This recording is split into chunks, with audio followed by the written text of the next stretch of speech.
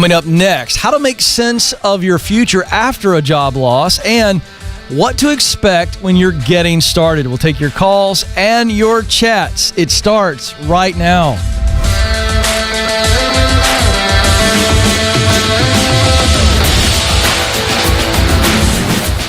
Coming to you live from Ramsey Studios in Nashville, you are joining a conversation about who you are, what you were created to do, where you want to do it, and how you can get there. It is all about you because you are really, really, really valuable. Somebody out there in this world needs you to show up with your talent and your passion and your mission. Your talent is what you do best. Your passion is the work that you really love to do, and your mission, well, that's the results of your work that matter deeply to you. We're talking about significance here on the Ken Coleman Show. Really not about success, because I can tell you this, if you have reached significance in your work, that is tremendous meaning, and success is a byproduct. So we're here for you to help you get clear. That's stage one. So you can get qualified. That's stage two. So that you can then get connected. That's stage three. Stage four is get started. We'll talk about that a little bit later in the program. Stage five is get promoted. Stage six is get the dream job. And then are you done? No, you're not. You're walking through stage 6 and 7 at the same time. Stage 7 is all about working like no one else. You are giving yourself away in stage 7. It's all about legacy, the impact you are making. 844-747-2577 is the number. You can send your chat questions now. Put them right there in the window next to the video, and they will come to my laptop, and we'll get to those momentarily. Good news today that in May, there were a lot of jobs added. 2+ million jobs added in the month of May. And that is a really, really good sign. But the reality is that many of you watching and many of the people that you know and love have been displaced. And losing a job is one of the most traumatic experiences that we will face. And I have been fired twice. I know what it feels like. There are so many emotions. It starts with just shock. Even if you might have expected it could happen, it's still a jolt to the system. There's shame, there's anger, there's sorrow. And so I saw this article from Harvard Business Review and some really good tips here on how to get on the other side, if you will, of being fired or furloughed. And the first thing is you got to regulate your emotions. So we just talked briefly about the emotions that we all face when we've been fired. And you've got to be able to simultaneously experience those emotions and allow them to happen so that you can process properly and get healthy, but also regulate them. You know, you're going to feel some anger, you're going to feel some sorrow, you're going to feel some shame, the shock, all those things. You've got to feel them, but you've got to regulate them. You can't let one or two of the emotions just run wild. You just can't do that. And then the second thing is after you begin to regulate the emotions and you've gone through the roller coaster and you've begun to experience them and now the shock is wearing off and now we're beginning to realize, okay, we've got to move forward here. You've got to start engaging in sense making. Now, this is what psychologists refer to when you get back some control in your situation. You're no longer just feeling everything. You've already processed the feelings, and while they still may linger, now you're actually focusing on what you need to act upon, right? That's feeling, and now we got to go, okay, the reality is I've got to act. And so engage in sense making. There's so much research out there on the type of sense making that will lead to positive outcomes. And it's when individuals focus on their mistakes and what went wrong, and then they begin to diminish themselves. Well, then we stay kind of in this pit, if you will, and we don't move on. And so you don't want to do that. What you want to be focusing on is the elements of your past experience and what you've learned and how it can make you better. That's the shift. So regulate your emotions and engage in really making sense of the situation. And that's going to help you recover. I might add one other thing. You might want to call the Ken Coleman Show. I'm here every day, 2 hours, 12 Eastern to 2 Eastern, and call me. You're struggling. You're feeling like a failure. You're feeling ashamed. You're angry. You're sad. You're confused. I got good news for you. I got 2 really jolting experiences where I was fired completely unexpectedly, and it just crushed me. So I know what you're feeling, and let's dive into your situation and give you some perspective. 844-747-2577 is the number. That's your reminder. All right, to the phones we go. Rochester, Minnesota is where we're going to start. Andy is there. Andy, you're on the Ken Coleman Show. Hey, Ken. Thanks for having me on the show today. How are you doing? I am living the dream, man. What's going on? Hey, quick question for you. So what do you do if you're the kind of person who likes all the jobs that you've had? And I currently like the job that I have, but I've never really been fulfilled by any of them. I'm currently a nurse, which you'd think is a real fulfilling job, and in a lot of ways it is. Yeah. I like what I do, but I sometimes find myself thinking that there's something out there that's more in line with my passions and strengths. Okay. I thought of going back to school, and that idea excites me to be a nurse practitioner. Okay. And I think that there are areas that NPs practice that would be fulfilling, but it's kind of a big investment to lay down that money to go to school. And I since I've never had a job where I've been fulfilled, I'm a little worried that, laying down that money just for another job may not really be worth it. You know what I'm saying? Yeah, I think you're scared. I think you're scared that you're going to spend time and money on something that you find out is doesn't have the juice, and that's what's scaring you. And I think that's normal. But I'm going to challenge you a little bit here. You said you've never been in a job that has been fulfilling, and yet a sentence later you said there are parts of being a nurse that are fulfilling. So there's a conundrum there that's going on, and I want to dig into that. What are the parts of being a nurse that are fulfilling for you and have been? I really like just the real human-to-human interaction where you really get down on somebody's level and really kind of understand where they're coming from. I also really have a passion for kind of that end-of-life kind of care. Mm-hmm. So when you have been a nurse for a patient that is obviously in their last days, that's way more fulfilling for you. And what parts of the interaction are fulfilling? And be more specific. I understand what you say when you really enjoy the human-to-human interaction. So it's less about the medicine and more about the conversation and the moments that you have with them. Is that what it is? Yes, exactly. Okay. Yeah. Anything else that's on the list of this is very fulfilling for me as a nurse? The education part of nursing, when you're teaching a concept and then you see the light bulb click, I think that's a really fulfilling part of my job too. Tell me how that, what does that look like? Is that just where you've got young nurses or new nurses rather that are coming on board, and because you have your good grief, your, what is the word I'm looking for? I just blanked out, but because you're higher up the food chart, you got more experience than you're training them. Is that what we're talking about? Well, more like educating the patient, like this is what heart disease looks like. Oh, educating the patient. Yeah. I get it. Okay, so here's the deal. Were you confused? Were you contradicting yourself? Or are you just not looking at this thing properly? That there are parts of nursing that you have been very fulfilled in. It's just not a high percentage all day, every day over the body of your career, correct? Yeah, that's correct. Yeah. That's the issue. So if you're going to be a nurse practitioner, the question becomes, does it allow you to do more of what we just talked about, instructing and guiding and educating the patient and more human-to-human interaction? Does it allow you to do more of that? Let's just say you're doing it 95% of the time or 90% of the time. Does it allow you to do that? I think it probably 60% of the time. What's the other 40 involved with?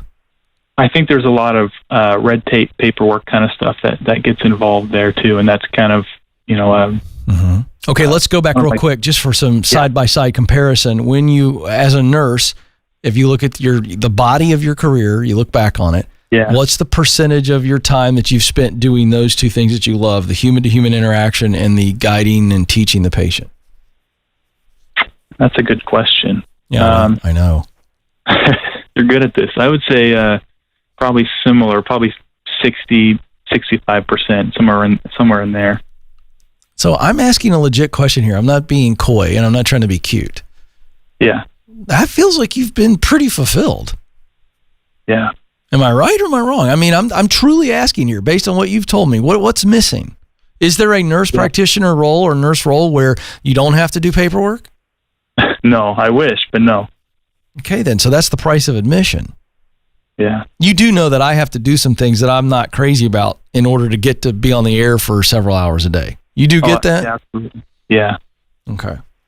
So again, feels like to me that being a nurse practitioner is going to allow you to do more. I know you had it at about 60%, but I feel like as the nurse, you're not called upon to do as much educating, whereas the nurse practitioner, that's a step up. That's like closer to a doctor, correct? Yeah, that's true. What do you think now? You just walked through it. All I've been is a mirror or I've been a sounding board. What do you think? Yeah, I agree with what you're saying. I think that there definitely is going to be a lot more of the things that I like to do, more of the educating, more of the, seeing that connection, that human to human interaction. I think there probably is more of that. So is it worth going to school to be a nurse practitioner? Yeah, I think it is. Is that what you want to do with your life? Yeah. Yeah, I think so too. I think you just have to get to a point where you realize there's something, the way that you've been looking at this, and you've been looking at it just slightly from the wrong angle. I don't think you're looking at it incorrectly. I just think you've got the wrong angle. And I feel like what we've done is we've shifted you over, if you will. And when you see it from the angle of how many of us in our dream job still have to do certain things that, are not like crazy fulfilling. Yeah. Yeah. Okay. But I mean, if it's the majority of what I'm doing every day is really fulfilling, then that's why we do what we do. You understand what I'm saying? Yeah, exactly. I do. Let me just be very candid. I love being an author, but the process of writing for me is not my favorite thing to do. Not even close. It's hard work.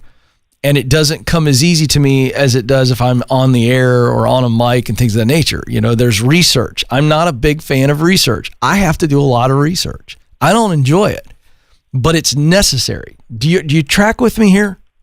Yeah. Yes, I do. So don't overthink it, man. You are in your happy place when you're in front of a patient, interacting and educating them on their health. Am I right or am I wrong? No, totally right. All right, then. So stop overthinking it and go do it. You're a good man, Andy. Let's go to Salvador in Calgary, Canada. Salvador, you're on the Ken Coleman Show. Good morning, sir. I appreciate you taking the time to have me on. You bet. I'm so glad you called. What's up? Well, I'm a musician. I've been playing music all my life, and last year was the second year that I was able to make some money from that. I had about 12 or so scattered gigs, which made me around 1,500 or so Canadian. All right. Yeah, I'm enjoying that, but obviously it's not enough to live on. So my question's twofold. How should I better promote my services, and then also what might be a good fit for a day job? Yeah. Are you, tell me about your music career. Is this instrumental? Are you singing? You with a band? Is it solo artist? What is it? I'm a bass guitarist for hire, so I have a few bands, and then there are a few singer-songwriter type guys that'll put on shows, and they'll occasionally need a backup. So I have business cards, I have a YouTube channel, and I try to hang around a lot of musicians doing what I want to do. But things. Well, let me ask you this. I had busy seasons in the summer, and then around Christmas, and then it was already in the process of dropping off, and now with the corona suppression, well... Yeah, right. No, listen, and this is a temporary suppression, right? We're just seeing some really, I think, optimistic trends And so I think people are craving live music, and I think you're going to have a great opportunity. Just a quick context. Prior to last year, when you got the 12 scattered gigs, had you put yourself out there very much, or were those gigs a result of you saying, you know what, I'm really going to start hanging around other musicians and put myself out there? Well, the problem was I wasn't really of age to be able to play a lot of the drinking establishments. Oh, how old are you? 20. Oh my gosh. Okay, so the point is, you answered my question. You weren't of age, so you weren't putting yourself in the situation. So my point is, I want to congratulate you, and I want you to be really encouraged that you just got to the age where you can go play some of these gigs, and you've put yourself out there, and you had 12 gigs last year. I think the goal is can we double that or maybe triple it this next year once we get out of, the COVID social distancing stuff and we get back to, live shows. I think you're off and running. I'm super pumped for you. So here, let me answer your question. Here's what you do. You keep doing what you're already doing because you are already using the proximity principle. You're doing a great job with it. In order to do what Salvador wants to do, he wants to be a professional bass player. He's got to be around people that are playing music and in places where music is being played. And you're doing it. You are actually living the proximity principle. All right, now listen. So keep doing what you've been doing. I want you now to start having more conversations about studio work. So there's playing live shows, but then there's also good money to be made if you can start making connections and playing studio stuff. So people that are recording albums and recording singles and all that kind of stuff. And if you become a studio musician, now you've got another stream of revenue. Make sense? Yes, it does. So that's how you become a full-time musician is you get paid to do studio sessions, you play with a full-time band, or you're kind of helping out several bands. And you're just continuing to make connections. Now, your second question was, what's a good day job for that? And I would simply say that a good day job for you is something that takes care, that's something that you are at least good at and you don't hate. It doesn't have to be a sweet spot day job, okay? It just needs to be something that you're good at, that doesn't take a lot of energy for you. It's just one of your natural talents and gifts, and you don't despise the work because it's always going to be just a day job. Your mind is always going to be on, I got a gig tonight and I got a studio session tomorrow night and all that kind of stuff.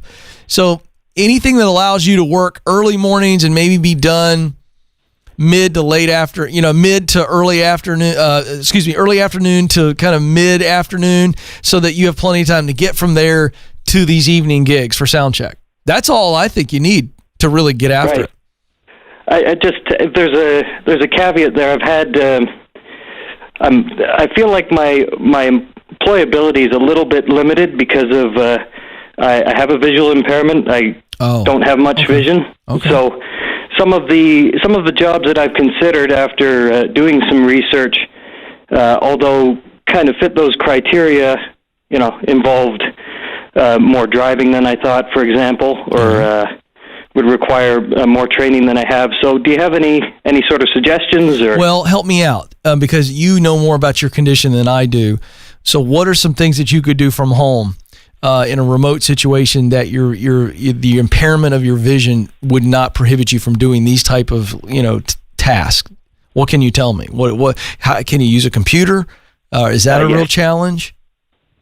I have screen reading software. That's also part of how I work with music because a lot of it is communication via email and I have my YouTube channel that I manage. Yeah, so I would be doing things that you could do from home. How do you get to work? How do you get to work? Do you do ride sharing? Do you ride an Uber? What do you do? I don't work right now. I actually What have you done? When you need to go somewhere, how do you get there? Usually I'll have a ride. Okay. Yeah. Well, I have very supportive parents right now, and there's other options. There's something called transit access in Canada. So great. So here's the thing. My point is, I wanted to know if you needed to work in an office, if you had that figured out, and you do. So I think you're looking for a customer service type role where you can talk to people on the phone, you know what I mean? And you've got, things of that nature where you can really thrive, where your vision is a non-issue, but just taking care of people, doing customer service, maybe a call center type job, just something like that again, it's not taking a lot of your brain matter. It's not crazy difficult, and it's your day job, until you can become a full-time musician. But I think you're looking for jobs that you can do remote or more in the customer service side of things where you're talking to people. You see what I'm saying? And your vision and the challenges with that really doesn't affect you. Okay. Yeah. Look, it's a day job. Right. Right? So what can you do? It gets to this question, and we don't have to walk through it, but it just gets to what can you do in the workplace that you can do right now, and your vision impairment has nothing to do with it at all. It doesn't affect you. That's the stuff right there. So start looking for jobs that allow you to use the talent that you have that won't be a challenge. 844-747-2577. Here we go to the chat room.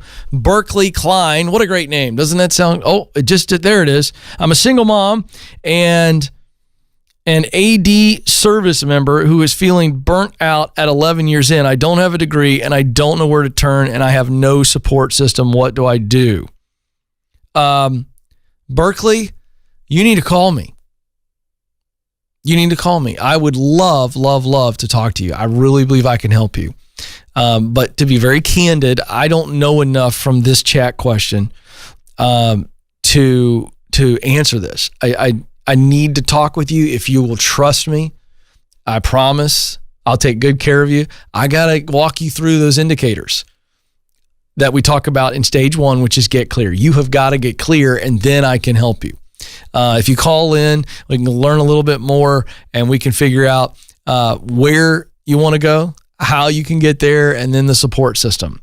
So call. You're watching. You know what, Madison? If she's watching right now and she can call in, let's get her in a few minutes.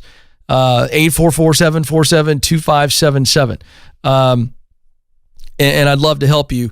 We got a brand new resource at kencoleman.com, which will really help you figure out your sweet spot. If you just go to our resources page, it's a simple exercise, and it walks you through those 3 questions I ask people. What do you do best? That's talent. What do you love to do most? Passion. Results that matter most? Mission. It's a great exercise. It'll walk you through it. Maybe do that and then call me. Okay? But I can help you.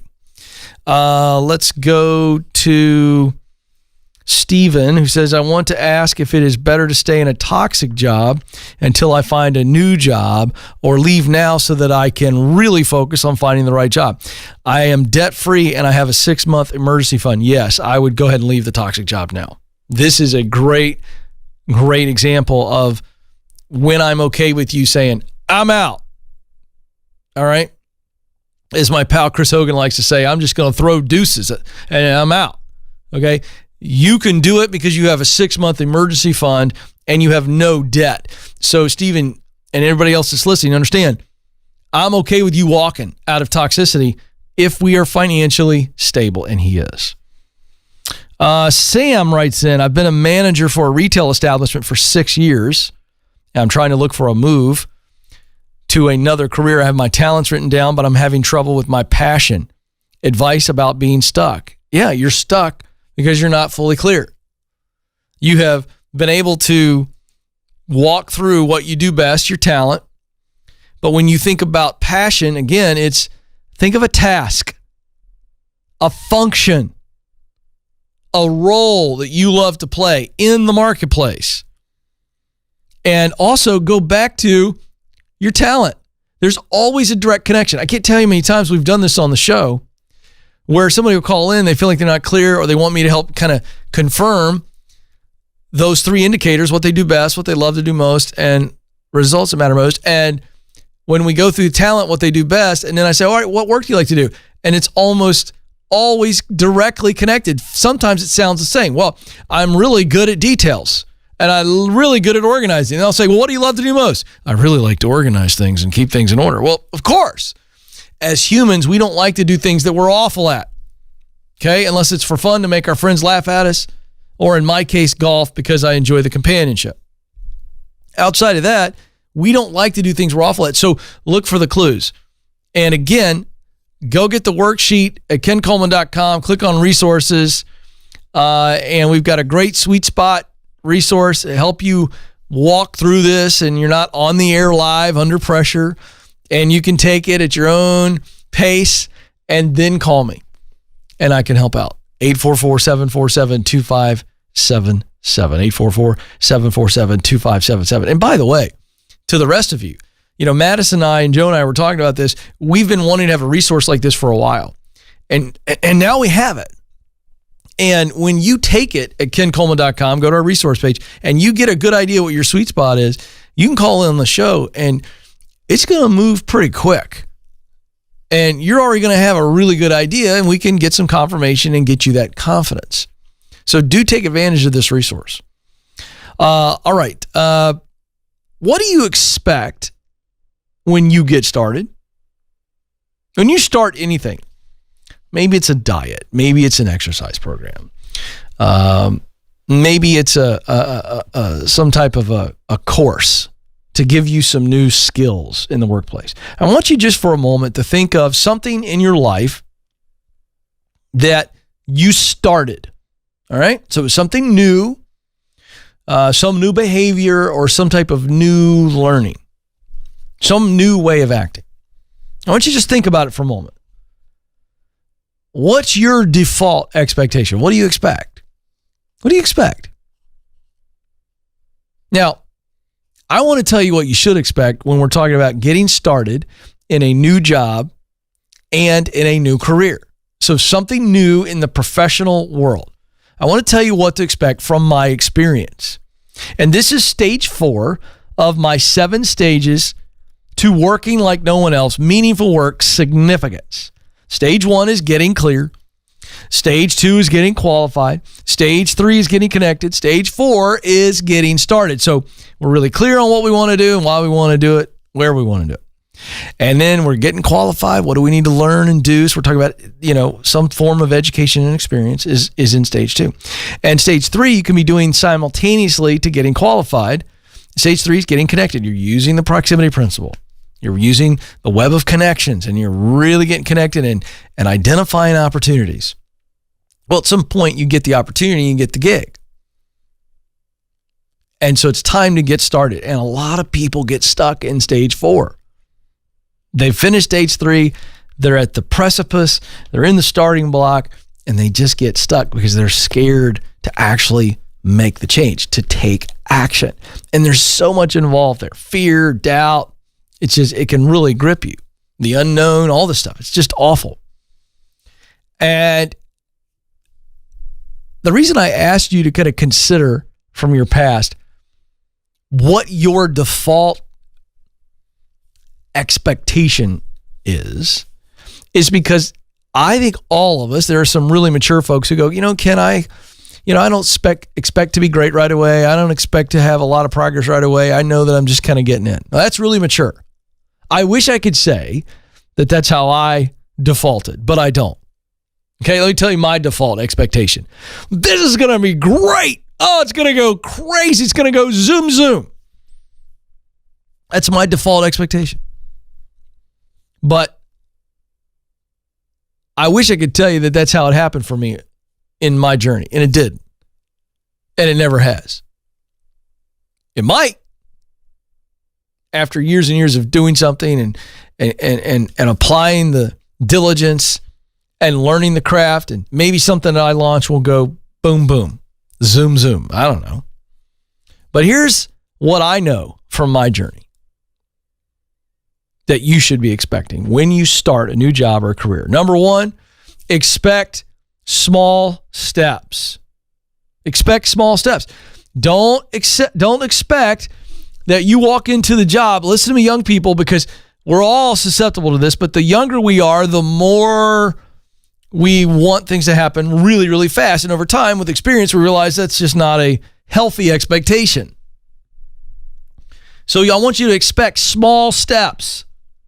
And by the way, you should be taking small steps. But you should also expect that that's all you're going to be offered is small steps. So small steps, and slow steps. Now that's pace. So the first is, okay, how much am I going to get to do? How much progress am I going to make early on? How good am I going to be? Whatever. Well, the increments are going to be small, but also know that the pace is going to be slow. So expect small steps and expect slow steps. And again, hear me. This isn't advice that I'm giving you from my journey where I messed up. My expectations were way out of whack. It's not just to help you emotionally be able to accept the small steps and the slow steps, but also understand that that's a good thing. Small steps when we're starting, that's a good thing. Slow steps when we're starting, that's a good thing. Because that's how we learn. And oh, by the way, we get to fail, and there's not massive consequences to our failures when we're taking small steps and we're taking slow steps. I'll never forget 3 years ago now, Joe, or 2 years ago, I did the half marathon. I can't even remember. Doesn't matter. I started training 12 weeks out, and I was all gung-ho, as I am with everything I do. And I had a good friend of mine, Bill. I talk about him in the book, Coach Bill, my best pal. He's a marathoner and triathlete and all these things. And so he was training me. And I'll never forget, Joe, the first 3 to 4 to 5 runs. My steps were small. And they were slow. And it irritated me to no end. The reason was like, good gracious, this is all I can run, because I wasn't in shape. So my steps weren't beautiful strides. They were choppy steps. And he was training me short, choppy steps so that you can get a good posture. And I didn't like it, especially going up hills. Oh my gosh. I wanted to take big, long, smooth strides, and I wanted to be running way faster. I'm running for 30 minutes and I'm only running 1.5 miles. What is going on with this pace? Right? But over time, my steps got quicker and my steps moved me faster. Right? So they were bigger steps. Excuse me, I said that wrong. They were bigger steps and they were faster steps. That's over time. So when you get started, the mindset needs to be, I need to expect small steps and slow steps. That'll really help you be patient. It's so hard, isn't it? Isn't it so hard to be patient? But the steps will get bigger and the steps will get faster. I promise. Keep on stepping. 844-747-2577 is the number. Oh my gosh, this is so exciting. Madison, is that Berkeley? I love this. I love this about YouTube. You can chat a question in, and if I don't have enough to help you and you're willing to call, and she is, Berkeley's made my day. Let's go to San Angelo, Texas, where Berkeley's on the line. Berkeley, thank you for calling. Thank you for taking it. Are you kidding me? I couldn't help. I couldn't help you. So let's just tell everybody where you are. You're a single mom, and you're feeling burned out. So, and you don't know where to turn. What does that mean? You don't know what you want to do, or you do know what you want to do, but you don't know how to get there? Kind of, both. Okay. Kind of. Tell me what you do know about your future. So, I'm headed to Hawaii next, right? Well, that's not too bad. Life is looking up for you at least. A little bit. I'm hoping I don't get island fever, but I'm excited. Yeah. No, so I'm headed to Hawaii, but after Hawaii, I don't know what's after Hawaii. I mean, you never really know being in the military, but I've been in 11 years, and now with my child being a little over a year old, I'm like, I want to support him more than, because the military is great, don't get me wrong. Yeah. I love the branch I'm in. I absolutely love it, but I got to think about my family first, if that makes sense. Of course it makes sense. You're amazing. You're a single mom. But the question is, here's what I need to understand. How long are you going to be stationed in Hawaii? And then when you say you don't know what's next, does that mean you're getting out? Well, not quite. So I'll be in Hawaii for 3 years. but then after Hawaii, I don't know like where I'm gonna be transferred. Correct. So once I would leave Hawaii, I would go to wherever they'd want to send me next. Okay, but here's what I don't. Gotten my choice of orders the first time. So. Right, but here's what I don't understand. So you said, Ken, I really like the military, and you've got 3 years in Hawaii.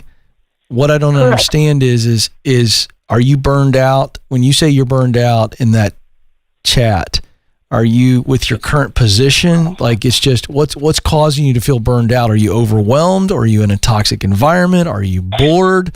Are you not being recognized? I think all of the above. Okay. So you kind of hit the nail on the head with that one. Yeah, what do you... just kind of like, I feel like I work too hard for the amount of recognition I get, but I'm not going to say that's entirely everyone else's fault, because I'm not exactly perfect either. So, yeah, and you're not crazy passionate about the job either, I'm guessing. No, I'm crazy passionate about the branch I'm in. Hey, Berkeley, Berkeley, move that phone a little closer to your mouth, so I didn't hear any of that you just said.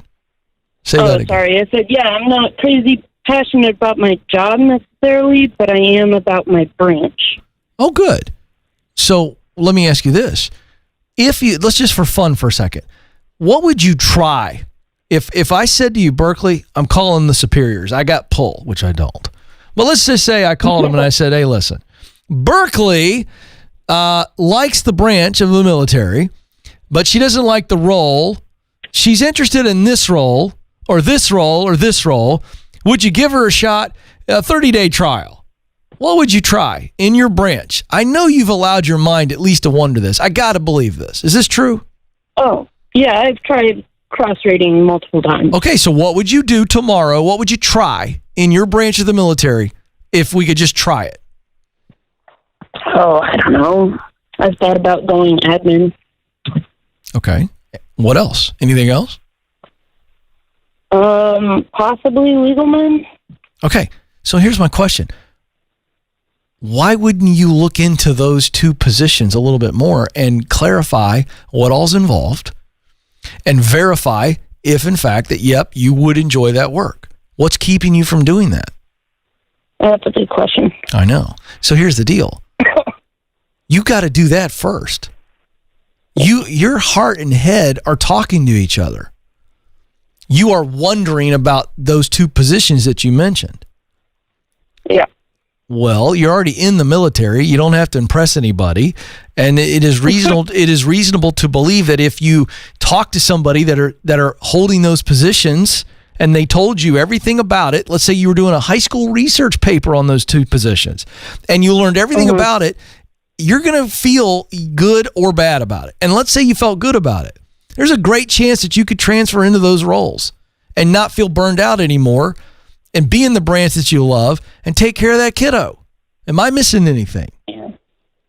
Well, so my dream isn't necessarily this job. Now, wait a second. How come you didn't tell me that 3-4 minutes ago? You acted like you didn't know what your dream was, and now you're telling me you got a dream. I love the military. I love the military. But good.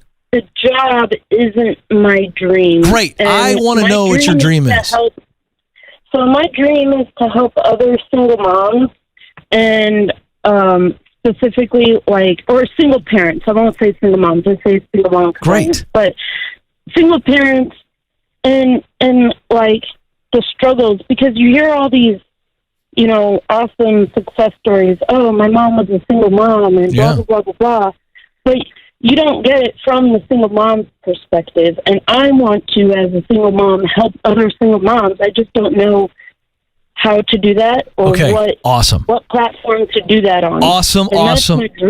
Okay, so let's talk about the dream, okay?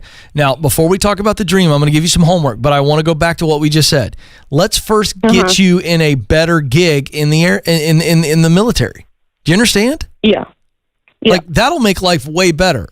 So let's get you love the service. So let's treat your military job as a really awesome day job. But let's get you in a gig that you enjoy more. And so we could call it, Berkeley's in her sweet spot in the military. But let's start having fun with the dream while we're in Hawaii. And when you get on the ground in Hawaii, find out who is serving single moms. Let's just start there. That's homework question number 1. Is it state, local agencies, nonprofits, ministries? Who is serving the single mom? You answer that question first.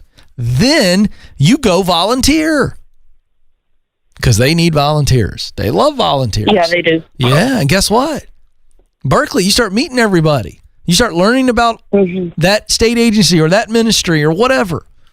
And then you figure out, oh, I could do this full time. You might find out, no, it's not a full-time gig. But I could spend 10, 15, 20 hours doing volunteer work or working part-time or starting my own nonprofit down the line. I could start a podcast. I could start a YouTube channel. There's lots of things you can do. Start a nonprofit. Well, there you go. So you know the best thing you can do.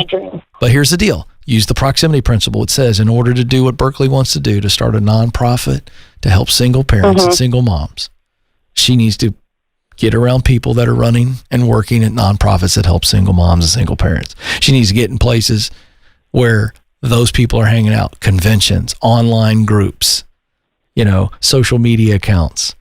Berkeley, that's all you got to do. And you're stable. You're a rock star. So let the military be your day job that funds the dream. And you can do both. It's a both and. Yeah. That was kind of where I was like, do I do this while I do this, or do I get out and then do this? No, do both. Do both. The military is your stability. Yeah. That's why I'm like, I'm feeling burnt out, and I guess I kind of feel guilty in a way to be feeling burnt out. No, you shouldn't. No, I don't want you to feel any guilt. Feeling burned out is like a symptom. We found out what the source is. Okay. And hang on the line. Madison's going to send you an article from my website that goes deeper into what I call the causes of buildup, not burnout. Burnout's not actually a medical condition. The World Health Organization retracted that faulty press report. And the bottom line is this. Burnout is a feeling. Those feelings are real. But burnout's not a medical condition. It's a symptom. We want to find out what the source is. And we wrote an article at kencoleman.com. And Madison, let's get her that so she can read that. It identifies the 5 causes of buildup. And when you understand what that is, what those 5 causes are, then you realize what's going on. The buildup on your heart's making you feel burned out. You're not burned out.